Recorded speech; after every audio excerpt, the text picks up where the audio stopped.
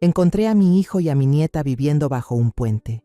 Me quedé sin palabras cuando recordé que mi nuera había dicho que se habían ido a vivir a Australia y que nunca volverían después de la pelea de hace 3 años. Los llevé a casa. Pero cuando mi hijo reveló el secreto sobre su esposa, me alegra que estés aquí. Si estás viendo este video, dale like, suscríbete al canal y cuéntame en los comentarios desde dónde escuchas mi historia de venganza. Quiero saber hasta dónde ha llegado. Llegué a Guanajuato en una tarde de sol suave. La habitación del hotel que alquilé era pequeña, pero tenía un balcón diminuto que daba a una calle llena de gente que iba y venía.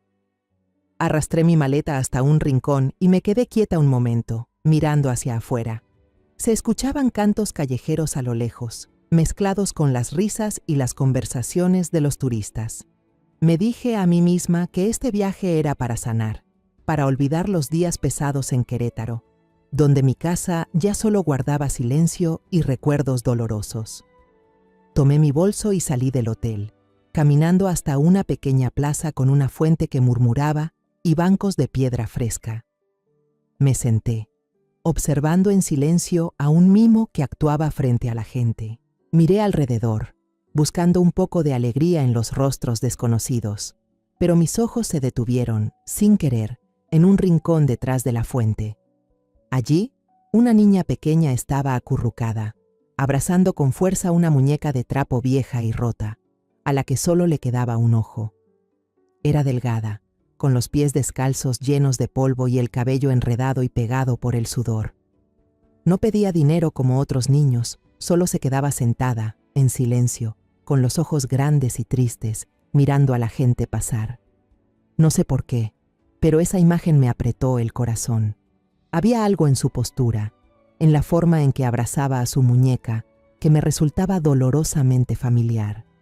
Una pareja pasó cerca, y la mujer dejó caer sin querer un pedazo de galleta. La niña miró el trozo, con los ojos brillantes pero llenos de duda. Dudó mucho tiempo, como si temiera que alguien la viera, y luego se arrastró despacio, recogió la galleta, la sacudió con cuidado y la guardó en el bolsillo roto de su abrigo. Ese gesto fue como una aguja clavándose en mi pecho. No pude soportarlo más. Tiré el helado que estaba comiendo al bote de basura más cercano. Me levanté y caminé rápido hacia una panadería a pocos metros. Compré 2 croissants recién hechos, todavía tibios y fragantes, y una cajita de leche con chocolate. Regresé a la plaza y me acerqué a la niña. Me agaché, tratando de suavizar mi voz. «Toma, pequeña». Ella se sobresaltó y levantó la cabeza para mirarme. Sus ojos eran grandes, negros y llenos de desconfianza, como los de un animalito asustado. Sonreí y empujé la bolsa de panecillos hacia ella. Pero cuando su mirada se cruzó con la mía, el tiempo pareció detenerse. En su párpado derecho había un pequeño lunar, tan diminuto que había que mirar con atención para notarlo. Ese lunar era igual al de Miguel, mi hijo. Sentí que el aire se me atascaba en la garganta, como si alguien me apretara el pecho. Mi nieta estaba en Australia, viviendo una vida cómoda con sus padres. Eso me repetí, pero mis manos temblaban al ofrecerle la bolsa otra vez. La niña dudó un momento y luego extendió su manita delgada para recibirla. Sus dedos pequeños y fríos tocaron los míos, y entonces susurró algo que hizo que todo mi mundo se derrumbara. «¿Abuela? ¿Eres tú de verdad?» Su voz era débil, temblorosa, pero tan clara que no podía fingir haber escuchado mal. Retiré mi mano de golpe, como si me hubiera quemado. Mi corazón latía con fuerza, mi mente daba vueltas. Me puse de pie de inmediato, retrocedí un paso y forcé una sonrisa torpe. «Te has equivocado, pequeña. Mi nieta está en Australia con sus padres». No me atreví a mirar más a los ojos de la niña. Esa mirada, triste pero llena de esperanza, parecía suplicarme que no me fuera. Me di la vuelta y caminé rápido, tratando de escapar de la sensación extraña que me oprimía el pecho. Me repetía que no podía ser mi nieta. ¿Cómo podría serlo? Pero la voz débil de la niña aún me perseguía, resonando a mis espaldas. «Abuela, no te vayas». «Abuela». Escuché sus pequeños pasos apresurados, el sonido de sus sandalias golpeando el suelo. Corría detrás de mí, su voz quebrada por el llanto. Me detuve en medio de un callejón estrecho, con el corazón hecho un nudo. La niña, delgada y de ojos grandes, seguía aferrada a la orilla de mi blusa, como si temiera que desapareciera si me soltaba. En mi mano, el mapa turístico arrugado ya no tenía ningún sentido. Las calles llenas de color, las melodías de los mariachis, todo se desdibujaba frente a esa mirada suplicante. Las lágrimas rodaban por su rostro sucio, pero no lloraba fuerte, solo sollozaba bajito, con la voz temblorosa. ¿De verdad no me reconoce, abuela? Soy yo. Sentí un dolor punzante en el pecho, como si alguien me apretara el corazón. Finalmente suspiré y me senté en el escalón de una tienda cerrada hace tiempo. La piedra fría bajo mis pies ya no importaba. Miré a la niña, tratando de mantener la voz suave. Está bien, pequeña. Dime, ¿por qué estás aquí sola? ¿Dónde están tus padres? La niña negó con la cabeza, su pequeña mano aferrándose a la mía, temerosa de que me levantara y me fuera. Las lágrimas volvieron a brotar, deslizándose por sus mejillas, pero trató de contenerlas mientras decía con voz débil: si no me cree, la llevaré a ver a mi papá. Cuando lo vea, me creerá. Dudé. Una parte de mí quería huir, volver al hotel, cerrar la puerta y fingir que este encuentro nunca ocurrió. Pero la mirada de aquella niña, mezcla de esperanza y miedo, era como una cuerda invisible que me retenía. Asentí, dejando que me tomara de la mano y me guiara. Su mano estaba helada, tan delgada que podía sentir cada huesito. Me llevó lejos de las calles turísticas llenas de risas y luces. Giramos hacia un sendero de tierra estrecho, escondido junto a un río que fluía perezoso por la ciudad. Un olor a humedad y basura me hizo fruncir el ceño, pero la niña no pareció notarlo. Caminaba más rápido, como si temiera que cambiara de opinión. El camino nos condujo por un sendero donde la luz del sol desaparecía bajo la sombra de un viejo puente de concreto. Bajo el puente, el aire era pesado, húmedo y frío. Vi unas cajas de cartón extendidas sobre el suelo sucio, una manta raída, botellas de plástico vacías y un pequeño fogón apagado desde hacía mucho. No era un lugar para vivir, y mucho menos para una niña. Se me encogió el corazón, pero antes de poder decir algo, la niña soltó mi mano y corrió hacia adelante. «¡Papá! ¡Mira a quién traje!». Su voz sonó clara, con un tono nervioso. Un hombre, de espaldas a nosotras, hurgaba entre un montón de chatarra. Llevaba una chaqueta rota y sus manos delgadas escogían latas y botellas para echarlas en un saco grande. Al oírla, gruñó con voz ronca: «Natalia, ya te dije 1000 veces que no molestes a la gente». No se giró enseguida. Solo se incorporó lentamente, se limpió las manos en su pantalón vaquero desgastado y por fin se dio la vuelta. En ese momento sentí que el tiempo se detenía. Aunque tenía el cabello despeinado y la barba descuidada cubría casi todo su rostro, aunque su cuerpo estaba tan delgado que parecía solo piel y huesos, lo reconocí de inmediato. Era Miguel, mi único hijo. El bolso que llevaba en la mano cayó al suelo con un golpe seco. Me quedé inmóvil, sin poder pronunciar palabra. La boca se me secó, la cabeza me daba vueltas. No podía ser mi Miguel, mi hijo fuerte, lleno de energía, el que solía reír a carcajadas en mi cocina cuando le preparaba su pozole favorito. Pero esos ojos, cansados y enrojecidos, seguían siendo los de mi hijo. Miguel me vio, y vi claramente cómo su rostro cambiaba de color. Primero fue sorpresa, como si no creyera que realmente estaba allí. Luego miedo, y al final una profunda vergüenza. Rápidamente empujó a Natalia detrás de él, protegiéndola por instinto. Bajó la cabeza y murmuró, casi en un susurro: «Lo siento. No tenemos nada para darle. Por favor, váyase». Supe al instante que fingía no reconocerme. No quería que lo viera así, harapiento, sucio, viviendo bajo un puente como un vagabundo. Pero no podía dejar que me alejara otra vez. Di un paso adelante, sin importar la tierra húmeda bajo mis pies. Mis piernas temblaban, pero no podía detenerme. Levanté la mano, queriendo tocar su rostro, asegurarme de que no era un sueño, pero la mano se quedó suspendida en el aire, sin atreverse a tocar. Mi voz se quebró, llena de dolor. Miguel, ¿qué te pasó, hijo? No pude contener las lágrimas.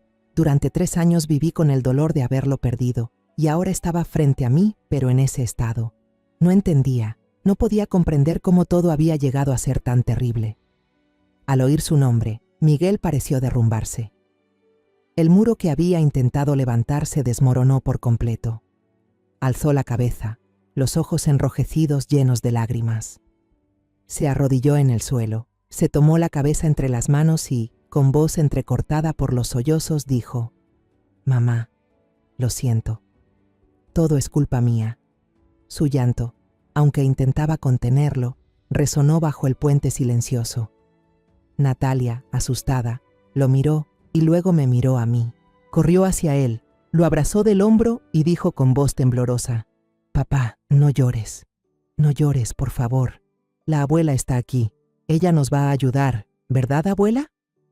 Minutos después, estaba sentada sobre una piedra helada bajo el puente, mirando a Miguel mientras usaba la manga rota de su camisa para limpiar la cara sucia de Natalia. Sus manos temblaban, pero eran cuidadosas, como si temiera lastimarla. Esa imagen me partió el corazón. Mi Miguel, el muchacho alto y fuerte, siempre sonriente como un rayo de sol, ahora era solo una sombra del hombre que fue, delgado, agotado, cubierto de polvo. Su ropa rota y sucia, el cabello enmarañado y la barba espesa le daban un aspecto irreconocible. Solo sus ojos seguían siendo los mismos, cansados pero llenos de la bondad del hijo que crié durante 30 años. Natalia se acurrucó contra su padre, abrazando su muñeca rota, con los ojos grandes mirándome como pidiendo ayuda. Quise abrazarlos a los dos, protegerlos de ese lugar húmedo y frío, pero el recuerdo del día fatídico de hace 3 años volvió a mí como una avalancha. Claro, doloroso, imposible de detener. Era una tarde de sábado, el cielo despejado y el sol suave. Estaba en mi pequeña cocina en Querétaro, moviendo el pozole que hervía en la olla, el plato favorito de Miguel desde niño. Sonreía, pensando en la cena de esa noche, cuando toda la familia estaría reunida otra vez, riendo y conversando como en los viejos tiempos. Natalia, que entonces tenía solo 3 años, seguramente se alegraría al ver su pequeño tazón lleno de cilantro. También había preparado un plato de limones y rábanos en rodajas, justo como a Miguel le gustaba. Pero entonces, la puerta principal se abrió de golpe, con tanta fuerza que me sobresalté y casi se me cayó la cuchara de madera que tenía en la mano. Escuché pasos pesados, apresurados, y luego apareció Miguel en la puerta de la cocina, seguido por Adriana, mi nuera. Tenía los ojos enrojecidos, como si hubiera estado llorando, pero reconocí enseguida la forma en que se aferraba a Miguel, como una actriz interpretando a una víctima. Miguel lanzó las llaves del coche sobre la mesa del comedor, haciendo un ruido agudo que me hizo detenerme. Su rostro estaba tenso y sus ojos ardían de rabia, una mirada que nunca antes había visto en mi hijo. «Mamá, ven, tenemos que hablar», dijo con voz helada. Me limpié las manos en el delantal y salí al salón, con el corazón ya intranquilo. «¿Qué pasa, Miguel? ¿Por qué estás tan alterado?». Traté de mantener mi voz tranquila, aunque algo dentro de mí presintió lo peor. No respondió enseguida. Solo se quedó ahí, con los puños apretados, hasta que de repente me señaló con el dedo. «Deja de fingir, mamá. ¿Por qué andas hablando mal de Adriana con la vecina? Dijiste que es floja, que no sabe cuidar a su hija y que solo gasta mi dinero, ¿verdad?». Su voz temblaba de furia, pero lo que más me dolió fue su mirada, llena de decepción y distancia. Me quedé helada, como si alguien me hubiera abofeteado con fuerza. ¿Quién te dijo eso?». Tartamudeé, tratando de recordar si había dicho algo a doña María, mi vecina. Sí, me había quejado alguna vez, es cierto, pero solo como una madre preocupada por su hijo. Jamás dije que Adriana fuera perezosa, ni mucho menos que solo supiera gastar dinero. Antes de que pudiera explicarme, Adriana habló entre sollozos, pegándose a Miguel como una niña que busca protección. «Te lo dije, amor, no hagas esto más grande. Es solo que ya no puedo más. Esta mañana tu mamá no me dejó llevar a Natalia al parque. Dijo que era un gasto de gasolina inútil». Se secó las lágrimas pero vi claramente el cálculo detrás de su mirada. Intenté mantener la calma, con la voz temblorosa. Solo dije que el tráfico los fines de semana es pesado, Adriana. No quise prohibirte nada, pero Miguel me interrumpió bruscamente, como si yo fuera una mentirosa. Basta, mamá. Adriana ya me lo contó todo. Dices que su familia es pobre, que siempre la criticas. Controlas mi dinero y hasta dijiste que darle dinero a mi esposa es de idiotas. Cada palabra era una puñalada en el pecho. No entendía cómo todo había llegado tan lejos. Solo quería lo mejor para mi hijo, que él y Adriana vivieran en paz, que Natalia creciera en un hogar feliz. Pero mis palabras ya no tenían peso. Miguel no escuchaba, solo creía en las lágrimas de su esposa.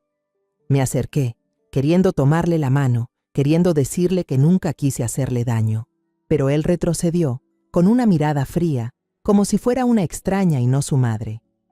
Desde hoy no quiero que te metas más en mi vida, dijo entre dientes, cada palabra como un martillo golpeando mi alma. Aunque me muera de hambre en la calle, no volveré a buscarte. Esa frase congeló mi corazón. Me quedé inmóvil en medio del salón, mientras el aroma del pozole en la cocina se volvía insípido, vacío, sin sentido. Miguel se dio la vuelta y tomó la mano de Adriana, subiendo directamente a la habitación. Escuché cómo se abría el armario, el ruido de cosas siendo arrojadas apresuradamente a una maleta. Corrí escaleras arriba y me quedé en la puerta, solo para presenciar una escena desgarradora.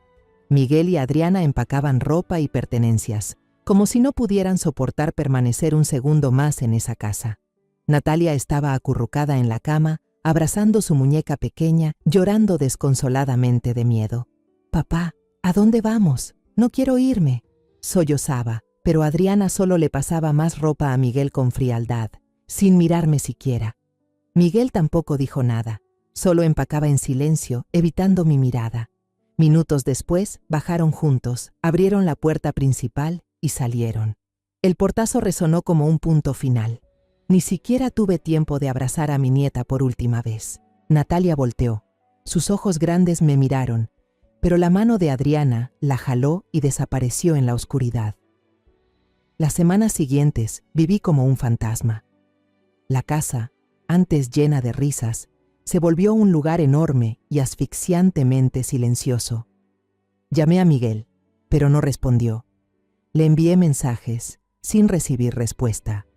Fui a las casas de sus amigos, a lugares donde creí que podría estar, pero nadie sabía nada. Cada día me hundía más en el dolor y la culpa.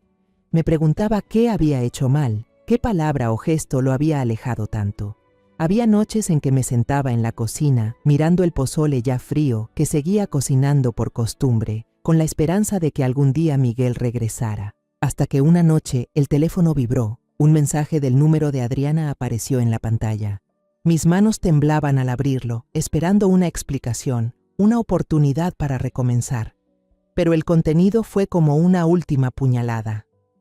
No nos contactes más. Estamos tramitando para irnos a Australia. Miguel dice que no quiere tener una madre como tú. Olvídanos, leí y releí. Cada palabra era un corte profundo. Caí al suelo, las lágrimas caían sin control. Creí, de verdad, que había perdido a mi hijo para siempre. El olor húmedo del río cercano me golpeó, mezclado con el aire pesado y oscuro que me devolvía a la realidad. Natalia se aferró a mí, su pequeña mano agarrando con fuerza el borde de mi abrigo, como si temiera que desapareciera. Miguel estaba frente a mí.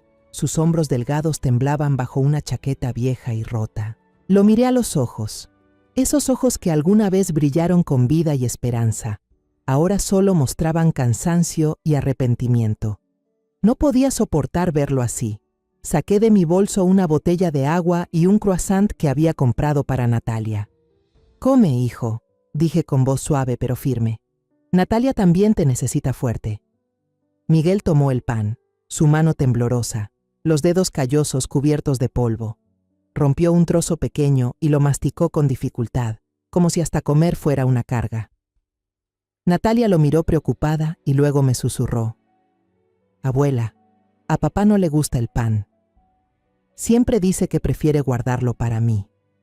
Las palabras inocentes de la niña me atravesaron el corazón. Apreté su mano, conteniendo las lágrimas. Ya lo sé, mi amor. Pero ahora papá debe comer para tener fuerzas y llevarte a casa conmigo, ¿sí? Miré a Miguel directamente a los ojos, mi voz temblaba, cargada de dolor. Adriana, ella me dijo que se irían a Australia. Dijo que tú no querías saber nada de mí. ¿Por qué? ¿Por qué has terminado así, Miguel? Necesitaba la verdad. Necesitaba entender qué había convertido a mi hijo, antes tan orgulloso, en una sombra que vivía bajo un puente. Miguel bajó la cabeza, apretando el trozo de pan como si buscara valor. Tragó saliva, su voz ronca empezó a contar, y cada palabra suya era una puñalada más en mi corazón. Ella tenía razón, mamá, empezó Miguel, con la mirada fija en el suelo. El plan era ir a Australia. Adriana dijo que tenía un conocido allá, un viejo amigo que trabajaba en la construcción. Dijo que ellos se encargarían de darnos un buen trabajo, una nueva vida. Yo le creí.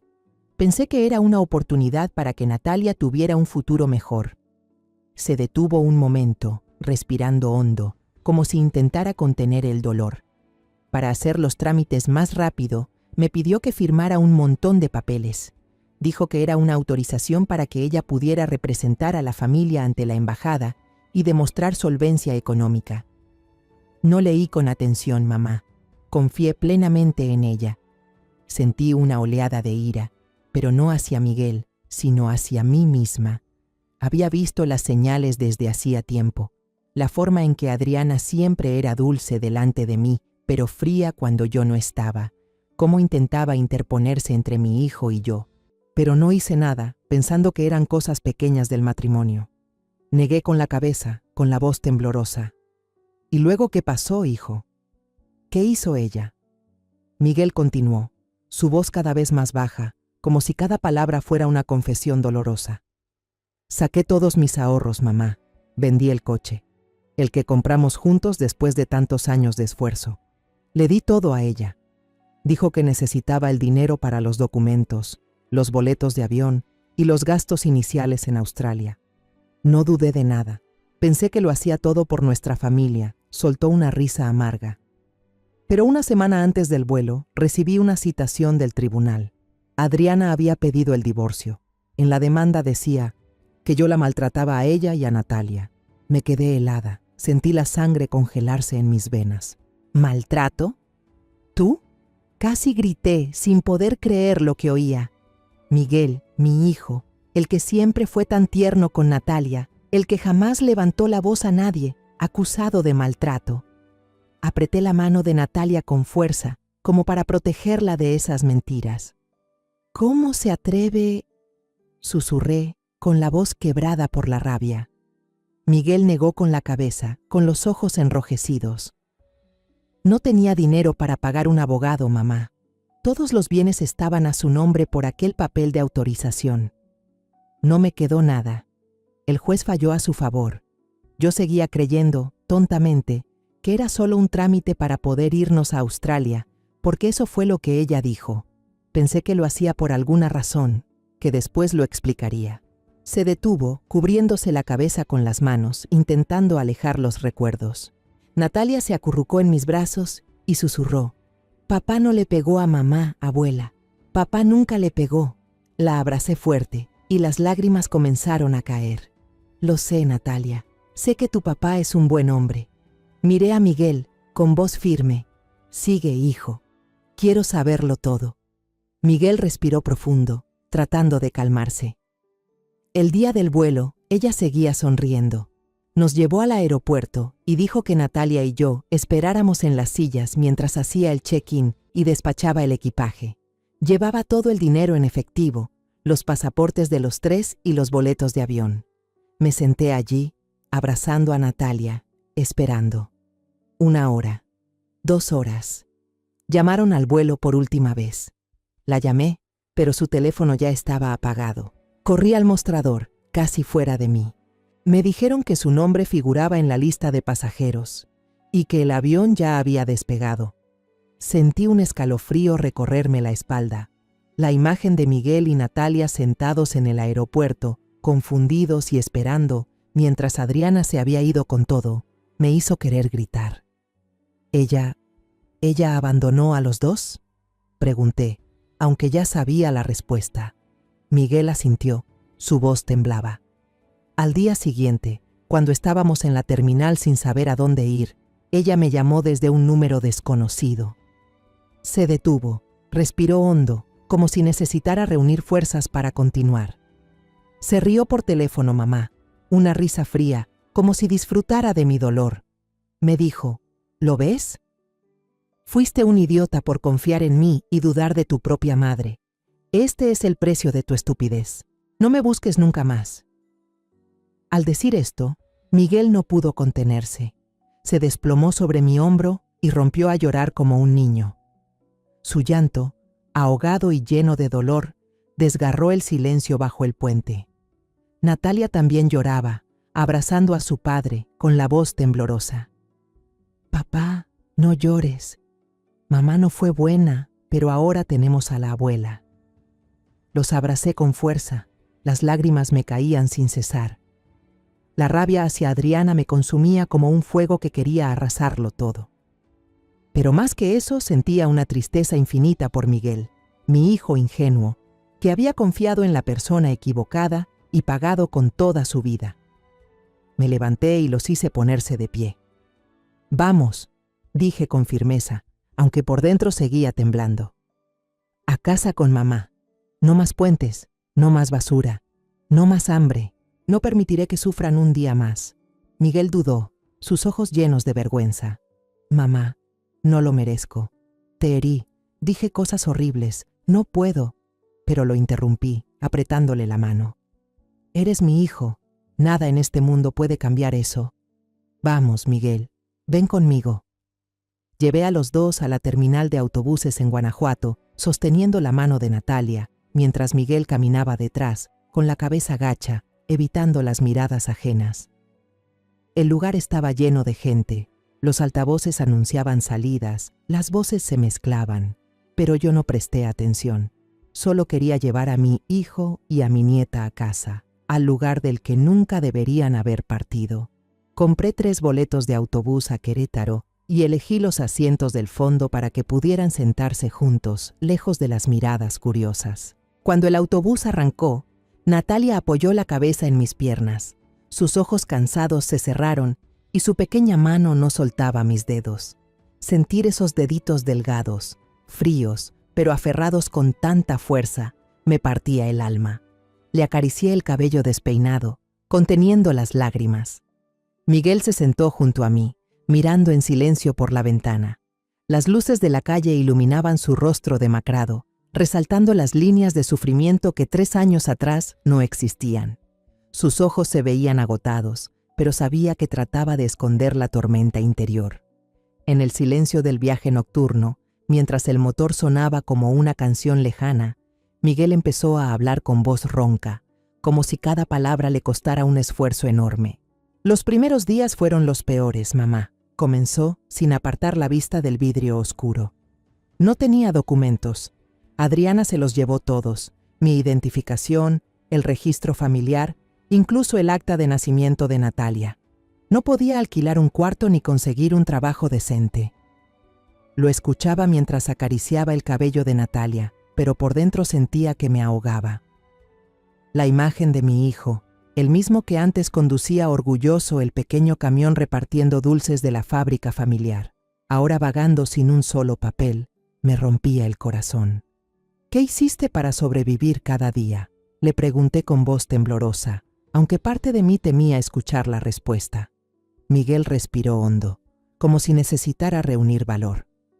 «Fui a una obra en las afueras, a pedir trabajo como ayudante. Pensé que al menos tenía salud, podía hacer trabajos pesados, pero el encargado solo me miró de arriba a abajo y movió la mano. Si no tienes papeles, vete a otra parte, no quiero problemas». Me quedé ahí, en medio del polvo, sintiéndome invisible. Nadie me necesitaba, nadie quería mirarme. Su voz se quebró y vi cómo le temblaban los hombros. Esa primera noche, Natalia y yo dormimos en un banco del parque. Hacía frío, y ella abrazaba su muñeca vieja, la que su madre le dejó, temblando sin parar. A medianoche empezó a llover.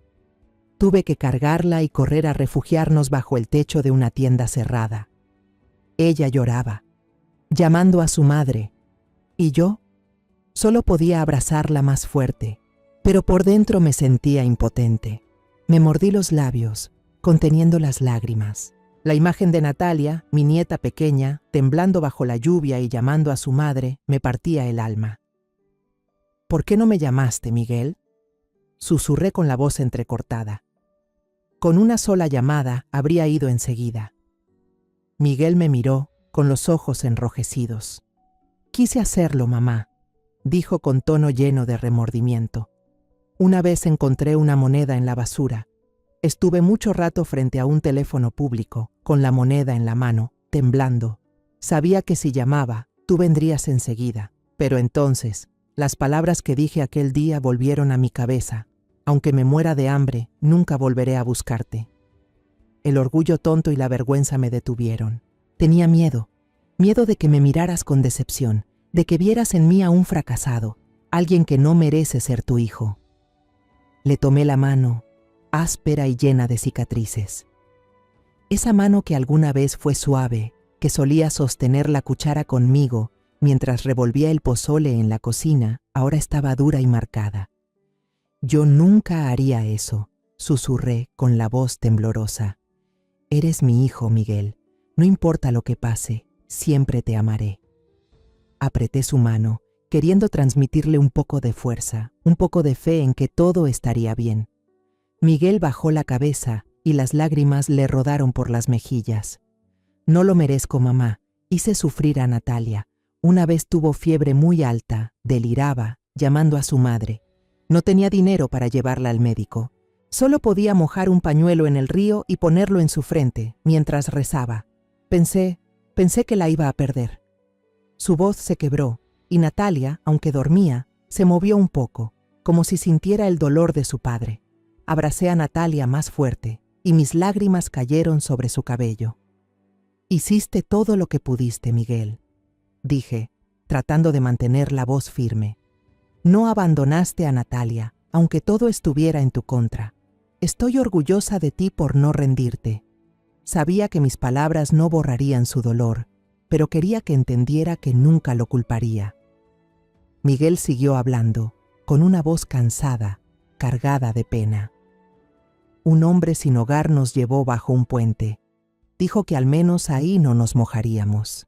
Cada mañana dejaba a Natalia con una anciana que vendía billetes de lotería. Era buena, pero también pobre. Solo podía darle un poco de agua y pan. Luego yo recorría los callejones buscando botellas y latas para vender. Cuando había suerte, ganaba lo suficiente para comprar una cajita de leche y unos panes. Pero a veces no encontraba nada y teníamos que compartir un pedazo de pan duro del día anterior. Natalia nunca se quejaba, mamá. Solo abrazaba a su muñeca y decía, «Papá, mañana será un día mejor, ¿verdad?» No pude contenerme más. Las lágrimas comenzaron a caer silenciosamente. Imaginé a Natalia, con solo 6 años, viviendo esos días, aprendiendo a soportar el hambre, el frío, cuando en realidad debería estar jugando, estudiando y creciendo en un hogar cálido. La miré dormir profundamente en mis brazos, su carita aún sucia, pero tranquila. «Es fuerte, Miguel», dije. «Y tú también. Sobrevivieron. Ahora que mamá está aquí, todo será diferente». Cuando el autobús se detuvo en la estación de Querétaro, ya estaba amaneciendo. La luz del alba se extendía suavemente sobre las calles conocidas donde había vivido toda mi vida. Guié a padre e hija de regreso a casa, caminando por las calles aún vacías, mientras el aroma del pan recién horneado empezaba a flotar desde las panaderías. Miguel caminaba detrás de mí, vacilante, como si no se atreviera a creer que podía volver. Frente al portón de hierro de la casa, se detuvo y lo miró con duda en los ojos. «Mamá, no sé si debería entrar», murmuró. «Te hice daño, no merezco estar aquí». Abrí la cerradura, empujé la puerta y luego tomé su mano. «Esta es tu casa, Miguel. Siempre lo será». El aroma familiar de harina y azúcar del pequeño taller de repostería detrás de la casa se mezcló con el aire, como una cálida bienvenida. Natalia observaba con asombro la casa limpia y acogedora. Sus ojos brillaban, aunque aún había timidez en ellos. Señaló el viejo sofá del salón y dijo en voz bajita: «Papá, ¿podemos dormir aquí esta noche?». La tomé en brazos y la abracé con fuerza, sintiendo su pequeño cuerpo temblar de emoción. No pude contener más las lágrimas que rodaron por mis mejillas. «No solo esta noche, Natalia», dije con voz temblorosa pero firme. «Desde ahora esta es su casa. Nadie los echará nunca más». Miré a Miguel, que permanecía en el umbral, con los ojos enrojecidos. Lo primero que hice fue preparar una bañera con agua caliente en el pequeño baño de la casa. Llevé a Natalia adentro con cuidado, ayudándola a quitarse la ropa vieja y sucia. Al ver su cuerpo delgado, las leves marcas moradas en sus brazos y piernas, sentí el corazón encogerse. La lavé con suavidad, temiendo lastimarla. Natalia se quedó quieta, con los ojos grandes observándome, y sonrió tímidamente cuando la espuma se posó en su cabello. «Abuela, el agua tibia se siente tan rica», susurró con una voz clara pero aún temerosa. Sonreí, intentando ocultar las lágrimas. «Desde ahora podrás bañarte con agua caliente todos los días, Natalia», le dije, acariciando su cabello mojado. En el armario encontré un vestido rosado, pequeño y delicado, que había comprado 2 años atrás, cuando todavía tenía la esperanza de que Natalia regresara algún día. Pensé que nunca lo usaría, pero al ver a la niña con el vestido puesto, radiante como una pequeña flor, sentí mi corazón llenarse de calor. Miguel también se bañó y se afeitó la barba espesa que le cubría el rostro. Cuando salió del baño, vestido con la ropa vieja de su padre, un poco grande pero limpia, casi no lo reconocí. Aunque seguía delgado, su mirada ya no tenía tanta oscuridad. Vi en él al hijo que solía reír a carcajadas en la cocina cuando le enseñaba a envolver los dulces de coco. «Mamá, ¿me veo bien?», preguntó con voz insegura, temiendo mi juicio. Me acerqué, puse una mano en su hombro y sonreí. «Sigue siendo el hijo guapo de mamá», dije, con la voz entrecortada. Bajó la cabeza y sonrió apenas, pero pude ver que la culpa aún pesaba en su interior. La primera comida en la casa después de 3 años de separación, preparé una gran olla de pozole, como en los viejos tiempos. El aroma del maíz, la carne de cerdo y los chiles secos llenaba la cocina, como un recordatorio de los días en que la familia aún estaba completa. Natalia se sentó a la mesa. Sus ojos brillaron al ver el tazón de pozole lleno de cilantro. Comió 2 platos seguidos, exclamando entre bocados: «Abuela, qué rico. Nunca había probado algo tan delicioso». Sonreí y le acaricié el cabello, pero mi mirada se dirigió a Miguel. Comía en silencio, despacio, como si tratara de tragarse también los recuerdos dolorosos. Vi sus hombros temblar levemente y supe que no solo estaba comiendo, sino intentando recuperar la sensación de pertenecer a este hogar. Mi casa, además de ser un lugar para vivir, también era el taller de dulces tradicionales, Dulces de la Abuela, el negocio familiar que habíamos mantenido por 3 generaciones. El aroma del caramelo, la cáscara de limón y el coco rallado siempre formaban parte de mi vida. Al principio, Miguel se mantenía ocupado con pequeños trabajos en el taller. Barría el piso, cargaba sacos de azúcar y harina, trabajaba sin descanso, como si quisiera redimirse con esfuerzo físico. Lo dejaba hacerlo sin decir nada, pero cada vez que lo veía empapado en sudor, sentía un nudo en el pecho. «Descansa un poco, hijo», le dije una tarde al verlo secarse la frente. Pero Miguel solo negó con la cabeza. «Tengo que hacerlo, mamá». «Te debo demasiado, Natalia». Mientras tanto, se adaptó rápidamente. La inscribí en una escuela primaria cerca de casa. Era lista, despierta, y en pocas semanas ya alcanzó a sus compañeros. Cada tarde, cuando iba a recogerla, corría hacia mí, me abrazaba fuerte y empezaba a contarme emocionada sus historias del día. «Abuela, hoy la maestra me felicitó por dibujar el mejor del salón», decía, mostrándome un dibujo torpe pero lleno de color. La risa de Natalia parecía devolverle la luz a la casa, disipando el silencio que la había cubierto durante 3 años. Un día, Mientras luchaba con mi cuaderno de pedidos tratando de calcular la cantidad de dulces para la próxima semana, los números bailaban ante mis ojos del cansancio. Miguel entró, me vio batallar con el cuaderno y dijo: «Déjamelo a mí, mamá. Tengo una manera más rápida de hacerlo». Me sorprendió, pero lo dejé intentar. Se sentó frente a mi vieja computadora y comenzó a explorar. En pocos días, Miguel había creado una página web sencilla para el taller. Tomó fotos de los dulces recién hechos y las subió a las redes con pequeñas historias sobre nuestras recetas familiares. «Mamá, ahora la gente compra mucho por internet», me explicó con entusiasmo. «Tenemos que ponernos al día». Miré a mi hijo y no pude evitar sentir orgullo. Mi Miguel, a pesar de todo el dolor que había vivido, seguía siendo inteligente y creativo. Los pedidos comenzaron a llegar, al principio solo algunos desde la ciudad, pero poco a poco la buena fama se extendió. La gente hablaba de una marca familiar que no solo ofrecía dulces deliciosos, sino también una historia conmovedora de reencuentro. Miguel diseñó un nuevo empaque, simple pero profesional, con la imagen de una abuela haciendo dulces junto a una niña sonriente. Era Natalia y yo. Se contactó con servicios de entrega, amplió el negocio a otros estados, y pronto el teléfono no dejaba de sonar con nuevos pedidos. El taller volvió a llenarse de vida, como en los viejos tiempos. Una noche tarde, cuando entré al taller, las luces aún estaban encendidas. Miguel estaba concentrado empacando los últimos pedidos para entregarlos a la mañana siguiente. Levantó la mirada, con el sudor cubriéndole la frente, pero en sus ojos brillaba un poco de vida. Le preparé una taza de chocolate caliente, como solía hacerlo cuando era niño, y la puse sobre la mesa. «Descansa un poco, hijo», le dije suavemente. Miguel tomó la taza, inhaló profundamente y levantó la vista hacia mí. «Mamá, no sé cómo agradecerte. Si no fuera por ti, Natalia y yo…» Su voz se quebró y no terminó la frase. Puse mi mano sobre su hombro y sonreí. «No necesitas decir nada. Con que tú y Natalia estén aquí conmigo es suficiente». Sonrió, una sonrisa verdadera, la primera en 3 años.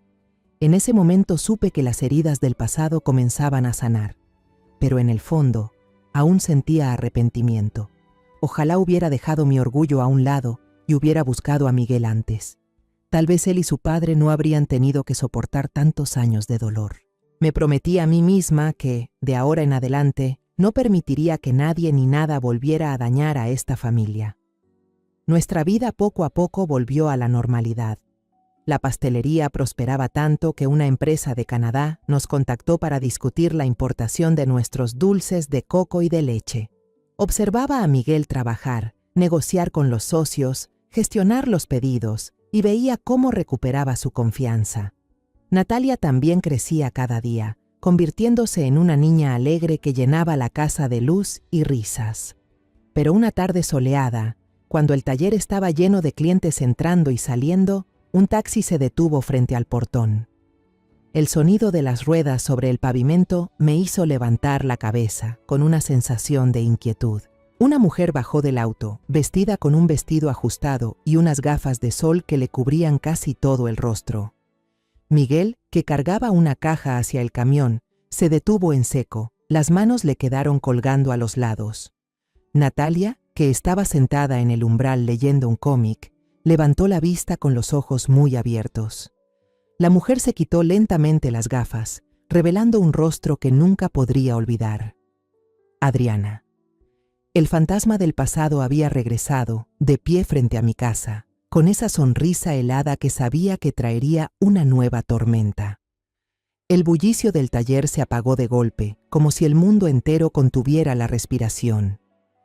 Las risas y las voces de los clientes que elegían dulces de coco y de leche se detuvieron, reemplazadas por miradas curiosas hacia la entrada. Adriana estaba allí, frente al portón, con su vestido ajustado y las gafas oscuras que casi le cubrían la cara. Sonreía, una sonrisa perfecta, de actriz en el escenario, pero yo veía claramente el hielo en sus ojos. Esa sonrisa no llegaba a ellos, no tenía calidez alguna. Era una máscara, destinada a ocultar intenciones que yo sabía no serían buenas. Mi primera reacción fue salir y ponerme frente a Natalia, Guiada por un instinto de protección, la niña, sentada en el umbral, dejó caer el cómic al suelo al mirar a la desconocida. Miguel, aún sosteniendo la caja, la dejó caer con un golpe seco. Se movió de inmediato, situándose delante de Natalia, el cuerpo tenso como una cuerda a punto de romperse. Podía sentir en cada uno de sus movimientos la mezcla de ira y miedo, como si Adriana fuera una bestia peligrosa capaz de dañar a la niña en cualquier momento.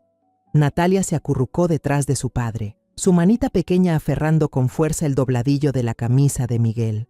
«Papá, ¿quién es?», susurró la niña, inocente pero llena de desconcierto. Esa pregunta fue como un puñal en mi corazón.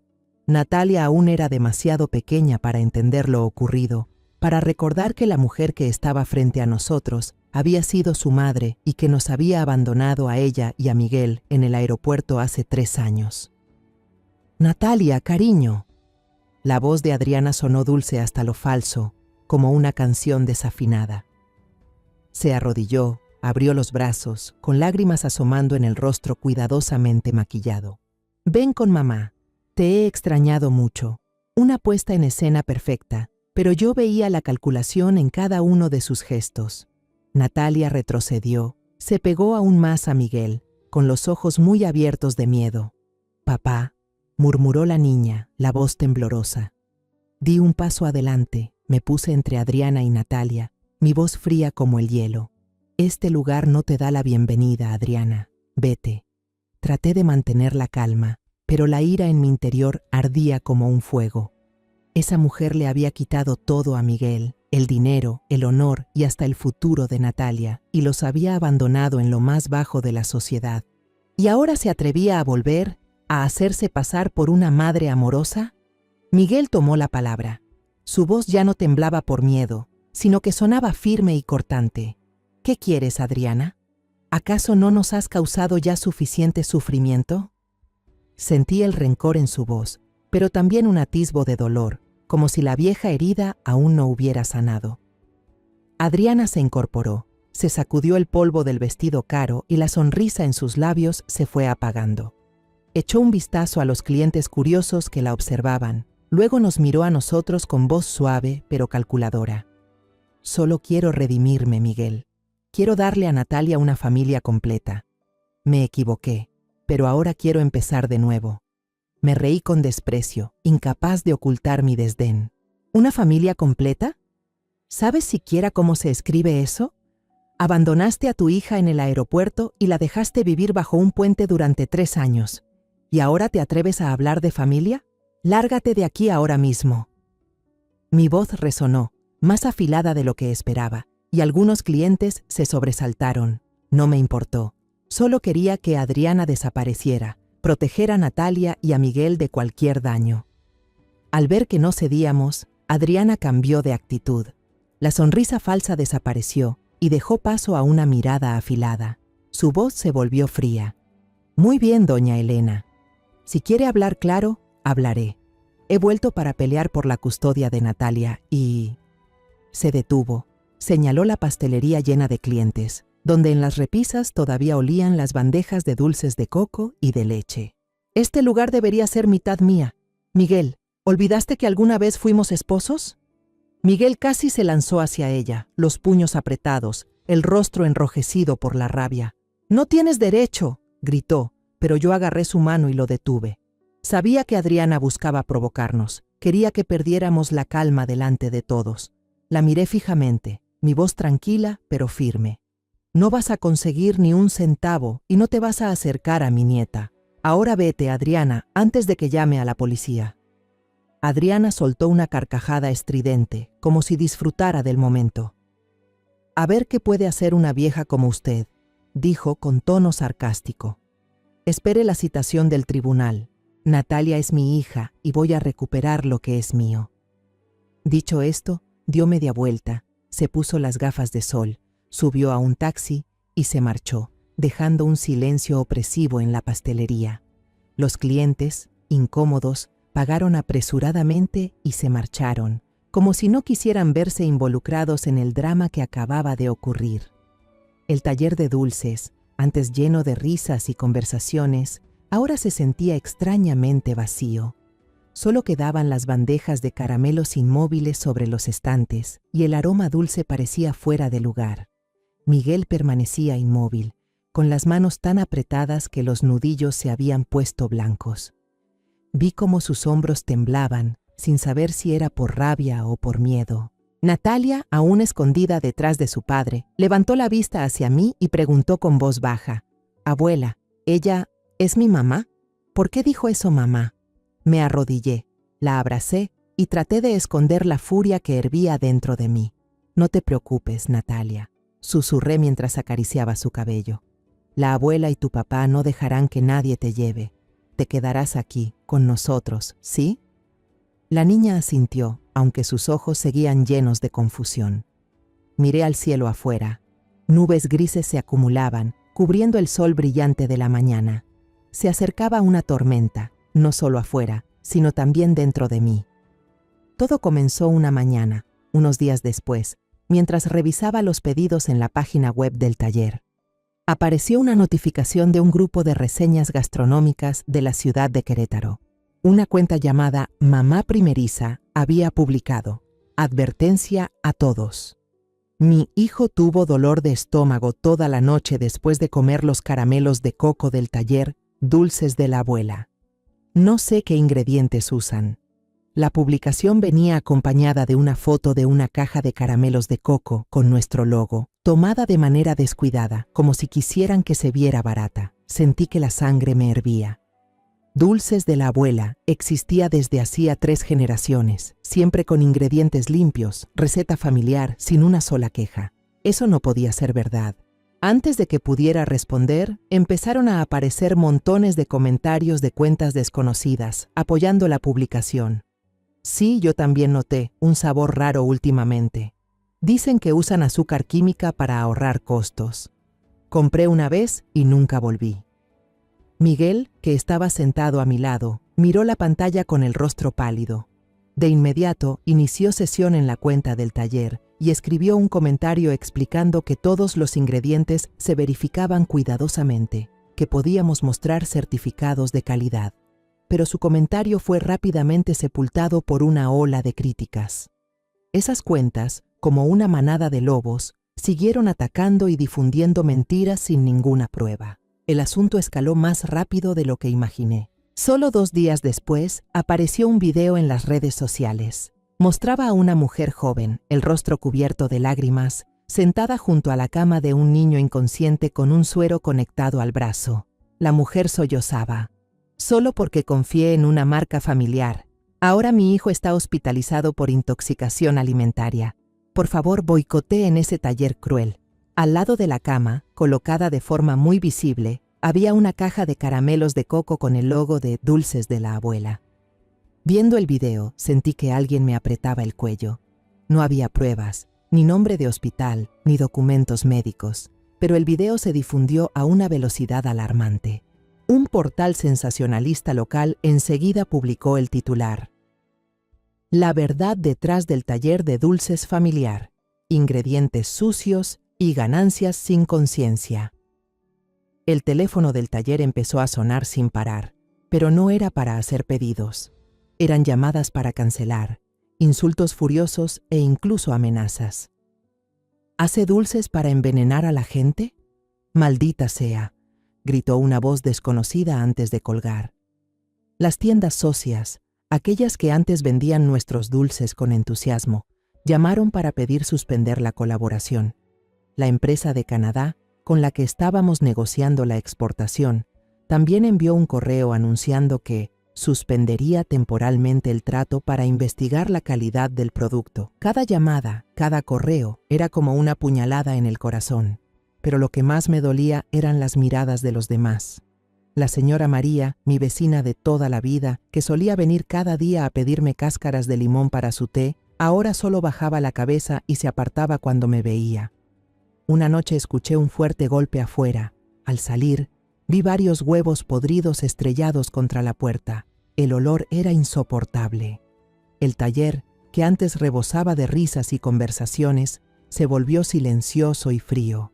Las bandejas de dulces recién hechos, con ese aroma delicioso a coco y leche, Reposaban intactas en los estantes, sin nadie que las comprara.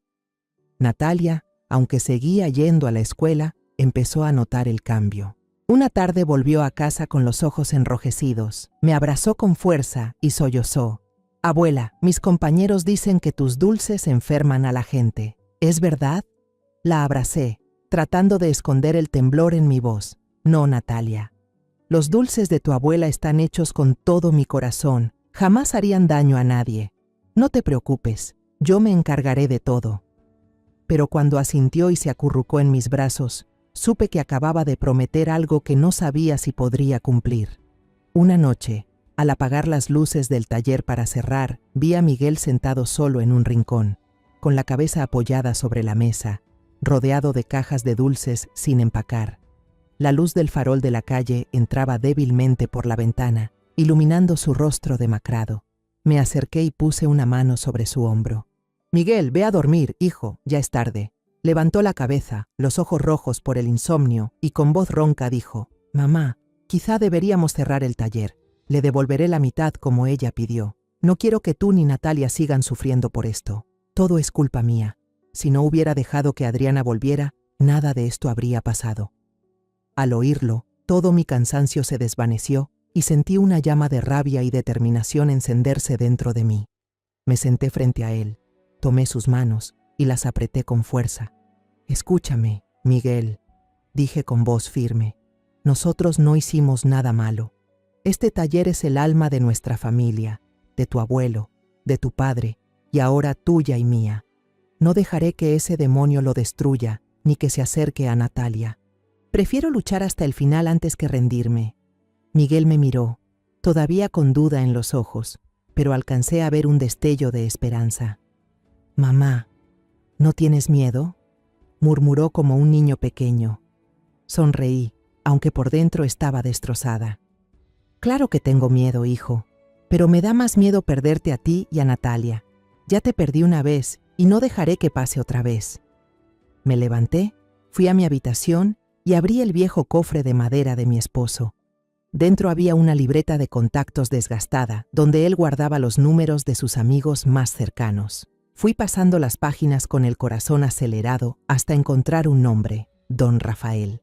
Era un abogado jubilado que había ayudado a nuestra familia años atrás, cuando casi perdimos el taller por un problema de tierras. Marqué el número, con las manos temblorosas. Del otro lado, una voz grave y familiar respondió. «¿Aló? ¿Quién habla?» «Rafa, soy yo, Elena», dije, respirando hondo para mantener la voz firme. «Necesito tu ayuda. Mi familia está en un gran problema». Le conté brevemente sobre Adriana, los rumores, la amenaza de quitarme la custodia de Natalia y de arruinar la pastelería. Don Rafael escuchó sin interrumpir y luego respondió: «Elena, cálmese, iré mañana. Resolveremos esto». Colgué el teléfono sintiendo un poco de alivio, pero también sabía que esta batalla apenas comenzaba. Afuera, las nubes grises seguían suspendidas, pero dentro de mí se encendía una nueva determinación. Protegería a mi familia, cueste lo que cueste. A la mañana siguiente, don Rafael apareció en la puerta de mi casa, alto y con un traje gastado, pero aún con la presencia firme de un antiguo investigador. Su cabello estaba casi completamente canoso, pero su mirada aguda y su voz serena me transmitieron confianza. No venía solo. Lo acompañaba una mujer joven, vestida con un traje de oficina elegante, el cabello negro recogido y una mirada inteligente y segura. «Elena, esta es la abogada Lucía Herrera», presentó don Rafael con voz firme. «Es mi colaboradora más confiable, especialista en casos complicados. Ella nos ayudará». Nos sentamos en la sala, en medio del ambiente sombrío de la pastelería Dulces de la Abuela. Las bandejas de caramelos seguían intactas en los estantes sin el bullicio de antes. Natalia estaba en la escuela y me sentí aliviada de que no presenciara esa tensión. Miguel y yo relatamos toda la historia, desde aquel día fatídico 3 años atrás, cuando Adriana abandonó a padre e hija, hasta los rumores malintencionados que ahora circulaban en Internet. Miguel, sentado a mi lado, apretaba las manos sobre las rodillas, con la voz llena de remordimiento al recordar sus errores. Yo hablé de Adriana, de cómo había aparecido en la puerta exigiendo la custodia de Natalia y una parte de la pastelería. Con cada palabra que decía, sentía la mezcla de rabia y miedo, pero me obligué a mantener la calma para no angustiar más a Miguel. La abogada Lucía escuchó atentamente, tomando notas en un pequeño cuaderno. No interrumpió, solo asentía de vez en cuando, como si estuviera encajando piezas en su mente. Cuando terminamos, no mostró compasión, sino que hizo una pregunta directa. Cuando se divorció, ¿usted, señor Miguel, firmó algún otro acuerdo, además del documento de cesión de bienes? Cualquier papel relacionado con la custodia o los bienes comunes.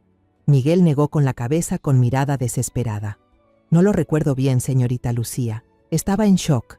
Adriana me daba los papeles y yo solo firmaba. Solo quería que todo terminara rápido para que se llevara a Natalia a Australia como prometió. Lucía asintió sin apartar la mirada de Miguel. Está bien, lo primero es recuperar ese expediente de divorcio. Será la clave para definir los derechos legales de usted y de Natalia. Luego se volvió hacia mí con voz firme. Señora Elena, necesito que me entregue cualquier documento relacionado con la pastelería, la licencia comercial, los contratos con los proveedores y los certificados de calidad de los ingredientes. Demostraremos que los rumores sobre los dulces son falsos. Don Rafael habló con voz grave, pero llena de determinación. En cuanto a Adriana, déjamelo a mí. Para crear una campaña de difamación de esa magnitud, no pudo hacerlo sola. Seguro que dejó rastros, y los voy a encontrar. Dijo que tenía un conocido en el sector de telecomunicaciones que podía rastrear las cuentas de redes sociales que difundieron los rumores. Esas cuentas no aparecieron de la nada, dijo. Vamos a encontrar su origen. También propuso investigar el hospital del video viral, donde supuestamente el niño había sido envenenado por nuestros dulces. No creo que alguien como Adriana pudiera montar una historia perfecta sin dejar cabos sueltos, añadió, con una chispa de confianza en los ojos. Sentí un pequeño rayo de esperanza encenderse dentro de mí, aunque aún estaba preocupada. Miré a Miguel, que mantenía la cabeza baja, las manos entrelazadas con fuerza. «Mamá, lo siento», murmuró. «Si no me hubiera dejado engañar por Adriana la primera vez, quizás ahora no estaría molestándonos otra vez». Le tomé la mano y la apreté con fuerza. «No te culpes más, hijo. Vamos a superarlo juntos». «Te lo prometo». Sabía que no sería fácil cumplir esa promesa, pero no podía permitir que Miguel se derrumbara de nuevo. Don Rafael se puso manos a la obra de inmediato. Solo 2 días después, llamó por teléfono con voz entusiasmada. «Elena, ya lo encontramos. Todas las cuentas de redes sociales que difundieron los rumores son cuentas falsas, creadas hace menos de un mes. Operan desde las mismas direcciones IP, y una de ellas está registrada en un cibercafé de Guanajuato. Pedí que revisaran las cámaras de seguridad del lugar, y tal como imaginaba, Adriana aparece en las grabaciones usando una computadora justo en el momento en que se publicaron los mensajes. Apreté el teléfono. El corazón me latía con fuerza, así que ella estaba detrás de todo, tal como sospechaba. Don Rafael continuó.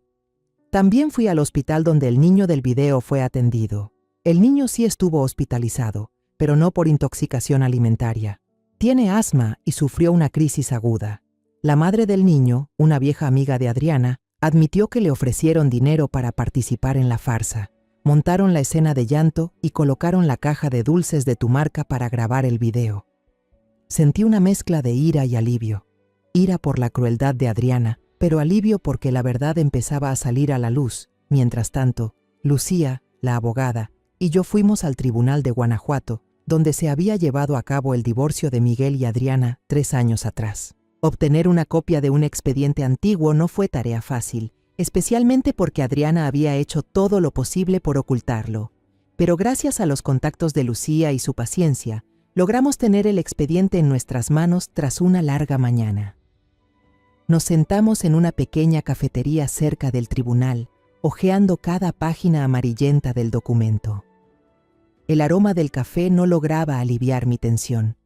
Cada hoja era como un fragmento del pasado, recordando los días dolorosos que Miguel había sufrido.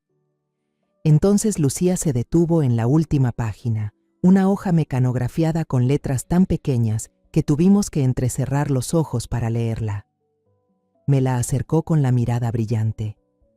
Señora Elena, lea esto. La tomé con las manos temblorosas, el corazón golpeando en mi pecho. Era una declaración voluntaria firmada por Adriana Rojas.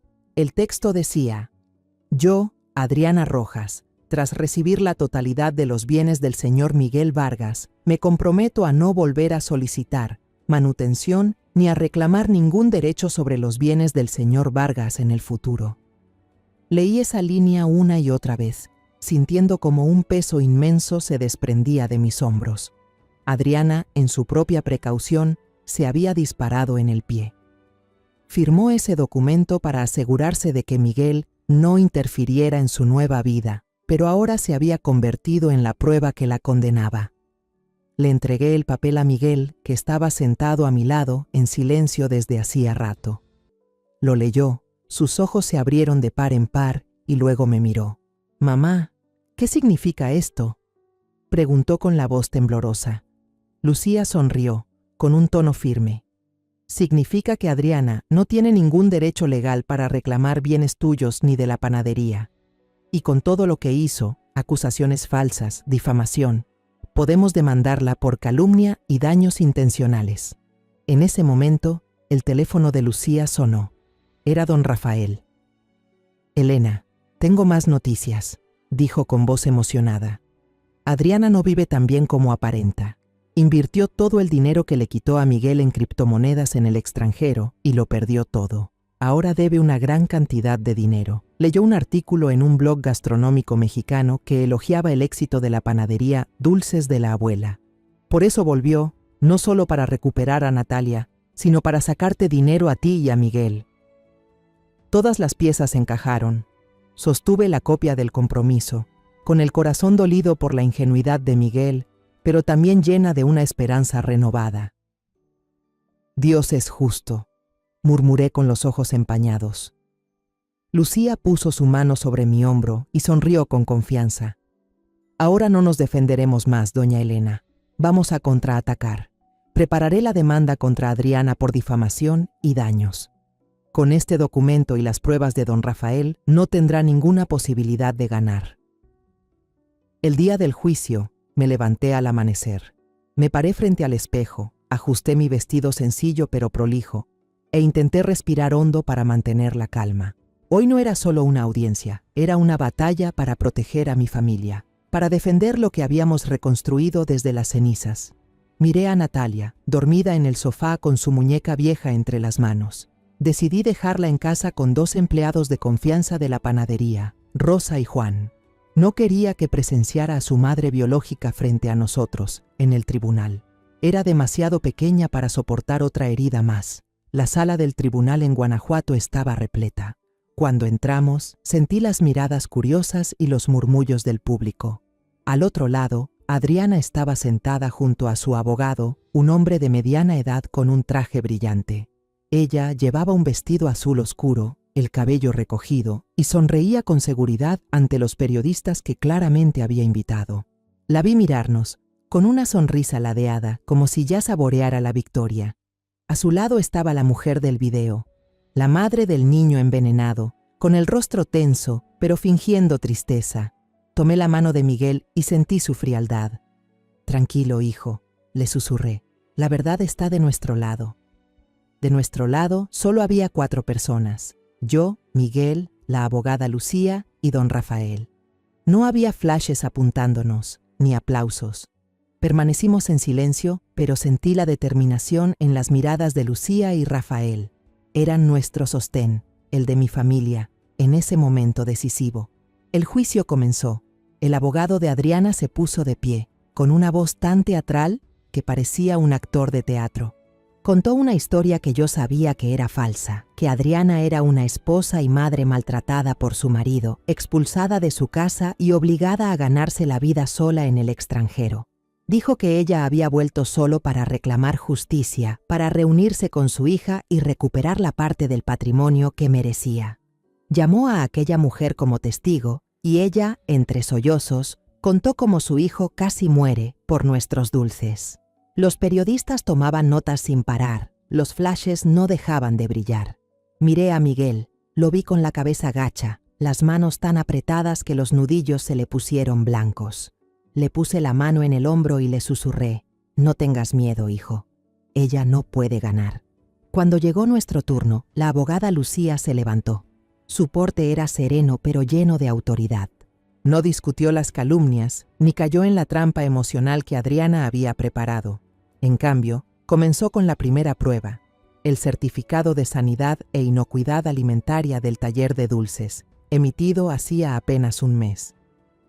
El obrador Dulces de la Abuela lleva más de 60 años funcionando, sin un solo caso de intoxicación alimentaria, dijo con voz clara y firme. Todos los ingredientes son revisados cuidadosamente y tenemos toda la documentación que lo acredita. Luego presentó las pruebas del hospital, junto con la declaración del médico que trató al niño del video. Este niño fue ingresado por un ataque agudo de asma, no por intoxicación alimentaria, explicó Lucía, mostrando el informe médico. La mujer que servía como testigo empalideció, bajó la cabeza y evitó mirar al juez. Lucía continuó: «Esta mujer recibió dinero para inventar una historia falsa y tenemos pruebas de la transacción financiera entre ella y la acusada, la señora Adriana Rojas». La sala quedó en silencio. Escuché murmullos entre los periodistas, pero esta vez las cámaras apuntaban hacia Adriana. Ella seguía sentada erguida, aunque noté cómo apretaba el borde de la mesa. La sonrisa confiada había desaparecido. Y entonces llegó el golpe final. Lucía levantó una copia del acuerdo voluntario. Su voz resonó como un martillazo. «Señoría, este es el documento firmado por la propia Adriana Rojas hace 3 años. En él, declara renunciar por completo a cualquier derecho sobre los bienes o manutención por parte del señor Miguel Vargas, tras haber recibido la totalidad del patrimonio común. Su regreso hoy, reclamando la custodia de su hija y una parte del taller de dulces, no solo viola este acuerdo, sino que constituye un acto deliberado de fraude y difamación contra la familia Vargas. Presentó además pruebas sobre la situación financiera de Adriana, grandes deudas en Australia, una inversión fallida en criptomonedas y un artículo en un blog gastronómico que revelaba su intención de volver para sacar dinero.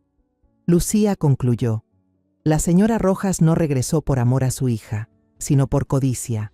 Montó una campaña de difamación para destruir la reputación del obrador Dulces de la Abuela, causando graves daños económicos y emocionales a la familia demandante».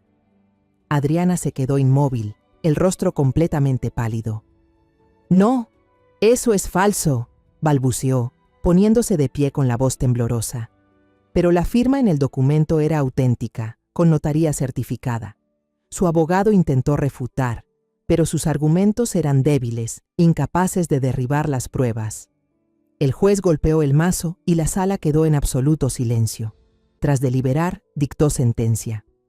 Las demandas de la acusada, la señora Adriana Rojas, sobre la custodia y los bienes quedan rechazadas. Además, con base en las pruebas presentadas, este tribunal considera que existen indicios de difamación y daños intencionados. El demandante tiene derecho a presentar una contrademanda contra la señora Rojas por dichas acciones. Los reporteros que habían ido en busca de titulares escandalosos sobre el taller de pasteles malvado, ahora apuntaban sus cámaras hacia Adriana. Ella, presa del pánico, trató de cubrirse el rostro con las manos y se escabulló rápidamente del tribunal, perdiéndose entre la multitud. La miré irse sin sentir satisfacción, solo una profunda tristeza. Cuando salimos del juzgado, el sol brillaba con fuerza, como si el cielo también celebrara nuestra victoria. Algunos vecinos esperaban en la entrada, entre ellos doña María. Corrió hacia mí, tomó mis manos y dijo con voz llena de arrepentimiento: «Elena, perdóneme. Fuimos tan tontos al creer en esos rumores. Usted y Miguel no merecían pasar por todo esto». Sonreí y negué con la cabeza.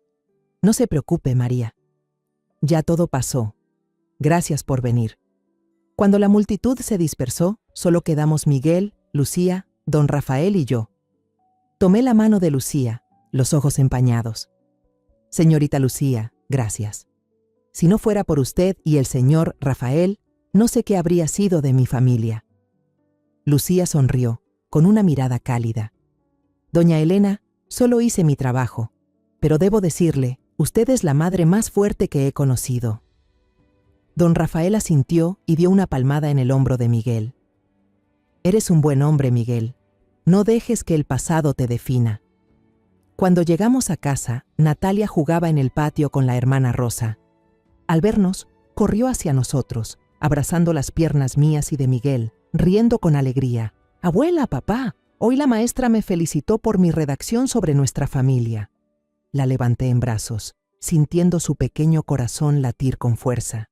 Miguel me abrazó y dijo con la voz entrecortada: «Mamá, gracias. Si no fuera por ti, Natalia y yo». No terminó la frase, pero lo entendí. Le di unas palmaditas en la espalda y sonreí.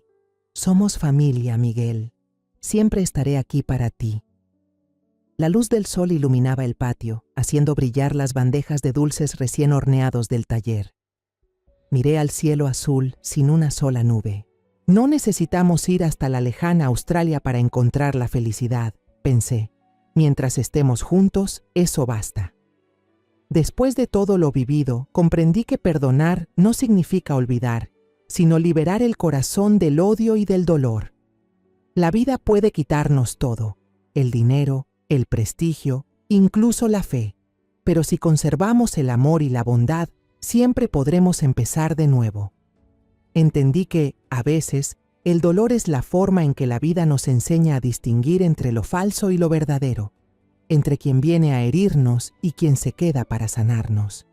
Ya no culpo a Adriana, ni guardo rencor al pasado, porque fueron precisamente esas heridas las que me hicieron más fuerte, capaz de proteger a mi hijo y a mi nieta.